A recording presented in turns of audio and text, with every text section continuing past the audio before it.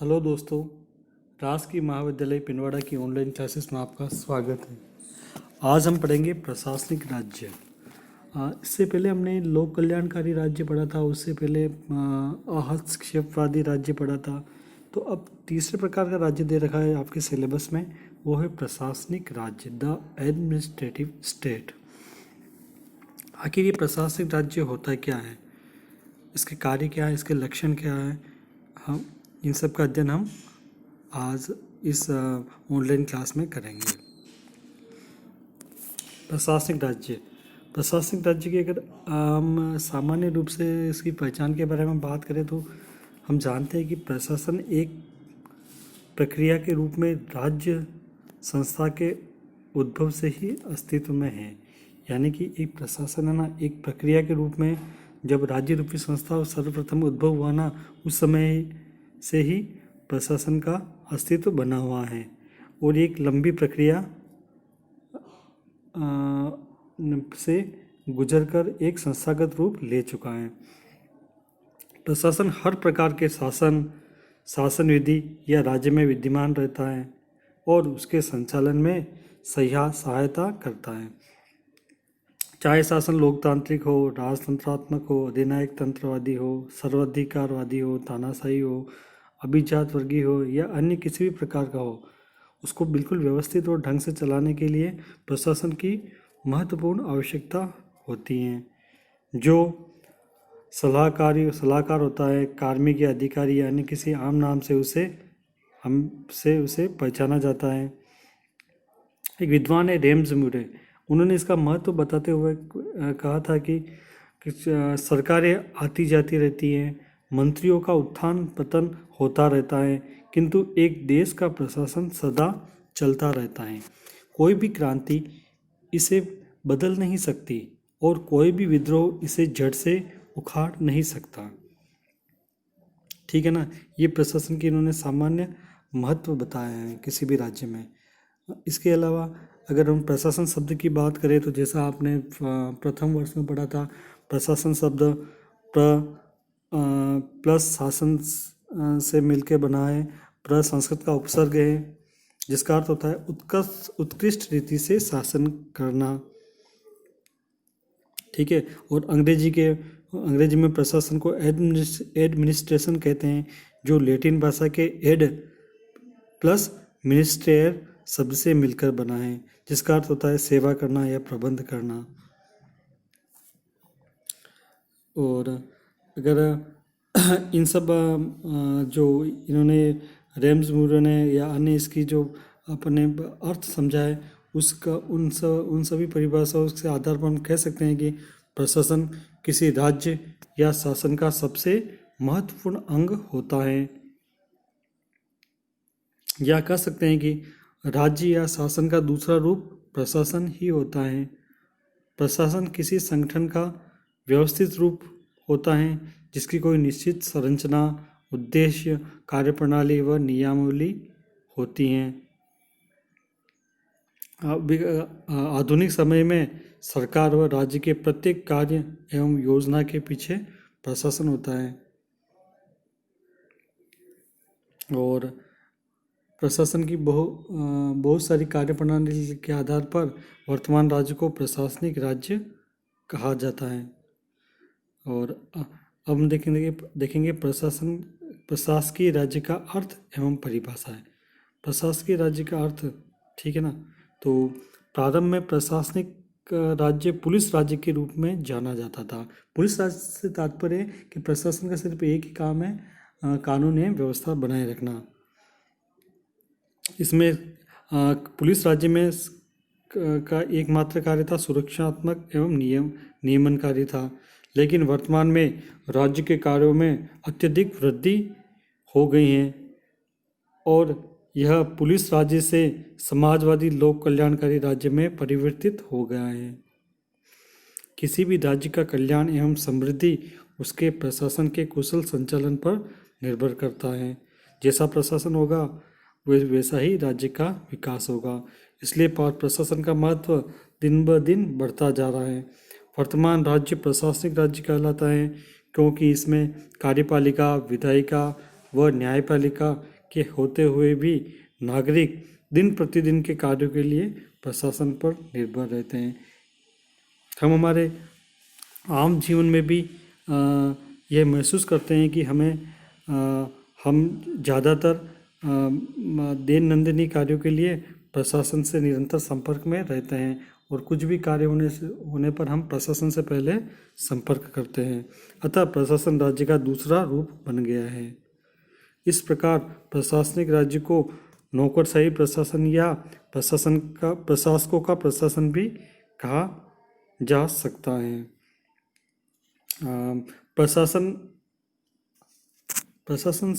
प्रशासनिक राज्य शब्द की रचना अमेरिका के एक राजनीतिक वैज्ञानिक थे ड्वाइट वाल्डो ने अपने शोध प्रबंध the administrative state study of the political theory of American public administration में किया था।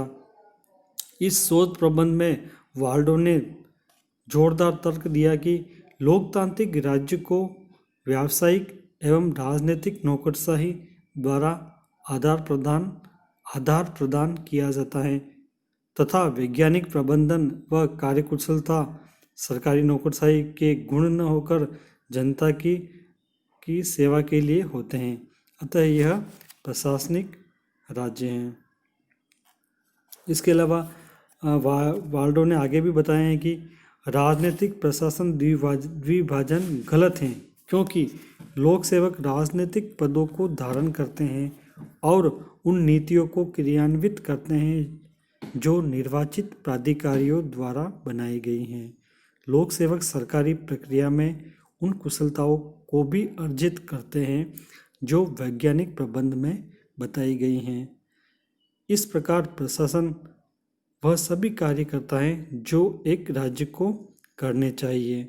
अतः प्रशासन के इस स्वरूप को प्रशासनिक राज्य कहा जा सकता है। और मार्शल डिमो के अगले विद्वान उन्होंने तो प्रशासनिक राज्य का महत्व इतना बढ़ा चढ़ा के बताया है कि उन्होंने कहा कि लोक प्रशासन सभ्य समाज का आवश्यक अंग है तथा आधुनिक जीवन का एक प्रमुख तत्व है और इसमें राज्य के उस स्वरूप ने जन्म लिया है जिसे प्रशासनिक राज्य कहा जाता है। प्रशासनिक राज्य में जन्म से लेकर मृत्यु तक जीवन के प्रत्येक मोड़ पर व्यक्ति लोक प्रशासन से जुड़ा रहता है। प्रशासनिक राज्य व्यक्ति के जन्म से पूर्व ही उसमें रुचि लेने लगता है और उसकी मृत्यु के बाद भी अपनी रुचि बनाए रखता है। तो इन दो परिभाषाओं के आधार पर हम यह स्पष्ट कर सकते हैं कि प्रशासनिक राज्य शब्द सामान्यतः प्रशासनिक संस्थाओं द्वारा किए जा रहे शासन के लिए प्रयोग किया जाता है जो कि वर्तमान में सरकार की बढ़ती जिम्मेदारियों के लिए व लोक प्रशासन के लिए एक आवश्यक अंग हो गया है।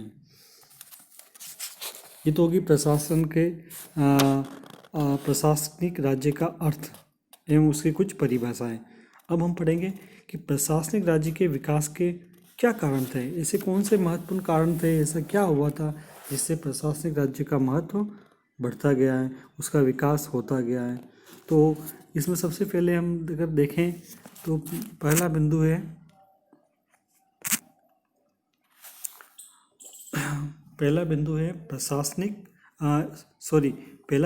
पुनर्जागरण काल। पुनर्जागरण से तात्पर्य है कि भाई ये एक पश्चिमी विचारधारा है जिसमें क्या हुआ, लोगों को कुछ नई बातों का कुछ अनुभव हुआ, कुछ नया ज्ञान का अनुभव हुआ, जिसे वो पुनर्जागरण नाम देते थे, मतलब दिया जाता है। तो अगर हम बात करें पुनर्जागरण काल ने किस प्रकार प्रशासनिक राज्य के विकास में योगदान दिया, तो प्रशासनिक राज्य की जड़ें पुनर्जागरण काल से प्रारंभ मानी जाती हैं जो फ्रांसीसी व अमेरिकी क्रांति तक जाती हैं। इस काल में दार्शनिकों ने तार्किक सोच को स्वीकार किया जो मानव विकास के सबसे बड़े साधन के रूप में उभर कर आई। इस दौरान बुद्धिजीवियों ने, विचारशील लोगों ने विश्वास, धर्म में विश्वास, वर्ण व्यवस्था में विश्वास आदि के लिए उचित कारणों की खोज की। इस प्रकार इस तार्किक सोच ने मनुष्य को अपने जीवन में सही निर्णय लेने और विकास करने का साधन उपलब्ध कराया। यही क्या पुनर्जागरण कहलाता है। इस तार्किक सोच ने ही सामाजिक संस्थाओं में प्राचीन प्रणालियों जैसे कि राजतंत्र, अभिजात तंत्र, धर्मतंत्र आदि के स्थान पर स्वतंत्रता व समानता को जन्म दिया। इस प्रकार तार्किक सोच जिसके कारण समाज का पुनर्गठन और विकास हुआ से पुनर्गठन और विकास हुआ। इस कारण प्रगतिशील काल और आधुनिक प्रशासनिक राज्य का विकास किया गया है। मतलब लोगों में तार्किक सोच का विकास होने से प्रशासनिक राज्य का उद्भव माना जाता है। अगला बिंदु है औद्योगिक क्रांति। यहाँ ध्यान देने योग्य बात है कि पुनर्जागरण और औद्योगिक क्रांति लगभग एक साथ ही आई थी। औद्योगिक क्रांति का उदय भी सर्वप्रथम पश्चिमी देश ब्रिटेन से माना जाता है और उनके आसपास के पड़ोसी देशों से माना जाता है। तो औद्योगिक क्रांति ने समाज व प्रशासन में जटिलताएं उत्पन्न की तथा प्रशासन के कार्यों में और अधिक वृद्धि कर दी थी। पहले जहां राज्य को कानून व्यवस्था एवं लोक कल्याण के विषयों पर ध्यान रखना होता था, अब औद्योगिक क्रांति के बाद नए नए संसाधनों यंत्रों के विकास के बाद और नई नई औद्योगिक इकाइयों की स्थापना होने के कारण प्रशासन के लिए औद्योगिक क्षेत्र में एक नई जिम्मेदारी प्रदान की गई। इस क्षेत्र में दो नए वर्ग का जन्म हुआ था, एक तथा श्रमिक वर्ग और दूसरा उद्योगपति वर्ग। इनमें वर्ग संघर्ष बढ़ा, जिसमें खत्म करने के लिए राज्य को विनियमन यानी नियमों का निर्माण करना पड़ा तथा नए नए नियम बनाने, उन्हें लागू करने तथा उनको विनियमित करने के कर वर्ग संघर्ष को कम करने की जिम्मेदारी प्रशासन को प्रदान की गई। इस प्रकार प्रशासन में नए विभागों की स्थापना व कार्मिकों की भर्ती की जाने लगी, जिसके कारण प्रशासन के आकार में बढ़ोतरी हुई। इसके अतिरिक्त औद्योगिक क्षेत्रों में विकास के साथ साथ उसके आसपास आवासों का भी विकास हुआ, जिससे नए शहरों के प्रशासन की जिम्मेदारी भी प्रशासन पर आ गई। तो कुल मिलाकर औद्योगिक क्रांति ने प्रशासन को विस्तार प्रदान किया। अगला है शहरीकरण। तो औद्योगिक क्रांति, उद्योग कहाँ स्थापित हुए? शहरों में। तो औद्योगिक क्रांति के साथ ही शहरों का भी विकास हुआ। तो औद्योगिकरण के कारण शहरों की स्थापनाएं विकास लगातार होने लगे। औद्योगिकरण से पूरे भारत में शहरों में सिर्फ 15% जनसंख्या रहती थी और यूरोपीय देशों में यह अनुपात 3 से 13% तक था। अकेले ब्रिटेन में 19वीं सदी के प्रारंभ में 17% जनसंख्या शहरों में निवास करती थी और जो 19वीं सदी के अंत तक 54% तक पहुंच गई थी। ठीक है। तो और भारत में भी बड़े शहरों मुंबई, कोलकाता, चेन्नई, बेंगलोर, अहमदाबाद आदि में ब्रिटिश औद्योगिकरण के कारण ही इन शहरों का विकास हुआ। शहरीकरण के कारण आवास की व्यवस्था, परिवहन, शिक्षा, पेयजल, स्वास्थ्य, आधारभूत संरचना आदि का विकास एवं नियमन करना प्रशासन की मुख्य जिम्मेदारी था। इन विषयों के नियमन हेतु प्रशासन को अपने आकार में अत्यधिक वृद्धि करनी पड़ी। तो औद्योगिक विकास के साथ प्रशासन का विकास भी होता रहता है। अगला बिंदु है लोक प्रशासन का उदय। तो लोक प्रशासन का उदय आप जानते हैं 1887 में थॉमस वुड्रो विल्सन ने एक तर्क दिया था कि किसी भी देश का संविधान बनाना आसान है परंतु उसे लागू करना मुश्किल है। किसी देश के संविधान को लागू करने का कार्य प्रशासन द्वारा किया जाता है, जो सरकार के कार्य यानी संविधान निर्माण के कार्य से ज़्यादा कठिन है। इसके अलावा विल्सन ने कहा कि प्रशासन राजनीति के निश्चित क्षेत्र से बाहर पड़ता है। प्रशासनिक सवाल राजनीतिक सवाल नहीं होते हैं। तो कुल मिलाकर वुड्रो विल्सन ने प्रशासन के राजनीतिक विज्ञान में से अलग करने में महत्वपूर्ण भूमिका निभाई और उन्होंने बताया कि प्रशासन एक व्यावसायिक क्षेत्र है जिसमें उचित तकनीक, नियम, विनियम, प्रक्रिया आदि का पालन करते हुए राजनीतिक प्राधिकारियों द्वारा बनाए गए नियमों को लागू करना होता है। राजनीतिक द्वारा जो भी नियम नीति बनाती है प्रशासन का मुख्य कार्य इसका उसको पालन करवाना है। इस प्रकार विल्सन ने किसी भी शासन में प्रशासनिक तंत्र के महत्व को स्पष्ट किया, जिससे प्रशासन का महत्व बढ़ा है। अगला बिंदु है आर्थिक मंदी एवं आर्थिक नियोजन। औद्योगिक क्रांति के कारण हुए औद्योगिकरण ने सरकार को आर्थिक नियोजन के लिए प्रेरित किया, ताकि संसाधनों का तार्किक उपयोग किया जा सके और समान वितरण किया जा सके।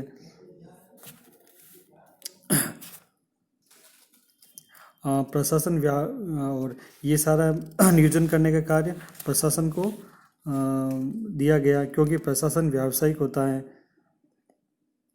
और इस औद्योगिकृत विश्व को सन 1930 के दौरान आर्थिक मंदी का सामना भी करना पड़ा, जिसके कारण सरकार की आर्थिक क्षेत्र में नियोजन व नियामक के रूप में सक्रिय भूमिका की मांग बढ़ी, ताकि भविष्य में इस प्रकार की आपदा से और अधिक प्रभावशाली रूप से निपटा जा सके।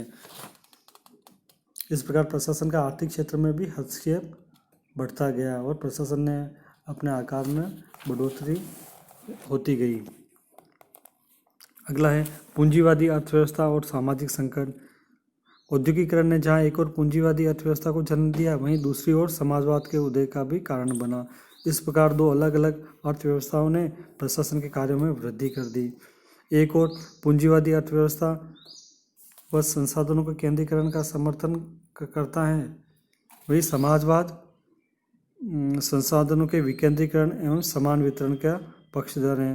अतः प्रशासन को इन दोनों में संतुलित स्थापित करते हुए मूल्यों का निर्धारण, अतिसंग्रहण, कालाबाजारी, रोजगार सृजन व कार्य स्थितियों में सुधार, साख नियंत्रण, मौद्रिक नीति पर नियंत्रण, ब्याज दरों में नियमन, आयात निर्यात पर नियंत्रण, वस्तुओं एवं सेवाओं पर कर लगाने व उनका नियमन जैसे कई कार्यों का प्रशासन करना प्रारंभ करना पड़ा।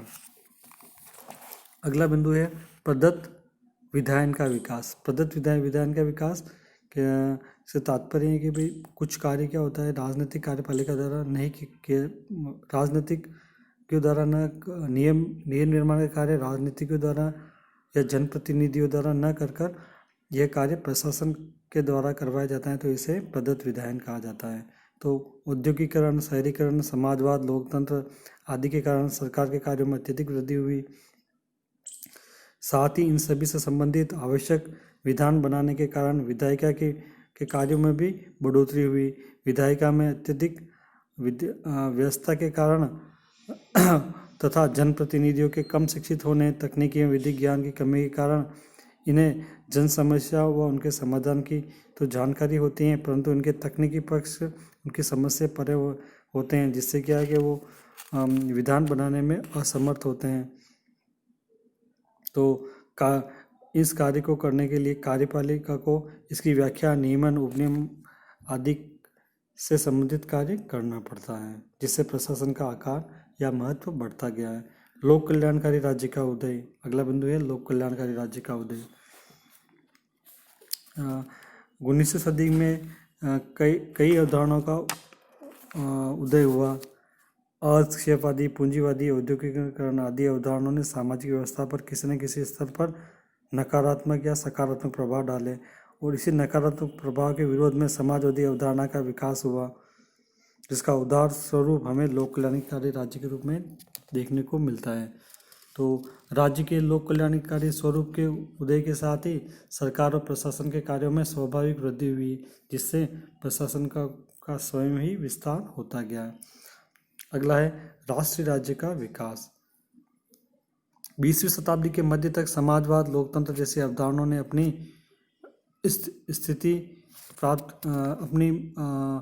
महत्वपूर्ण स्थिति प्राप्त कर ली थी, जिसके कारण राष्ट्रों के संसाधनों पर सार्वजनिक स्वामित्व, संसाधनों का समान वितरण व सभी को समान अवसर प्रदान करने जैसी आवश्यकता महसूस की जाने लगी, जिसके परिणाम स्वरूप राष्ट्रों के संसाधनों, जिसमें प्राकृतिक संसाधन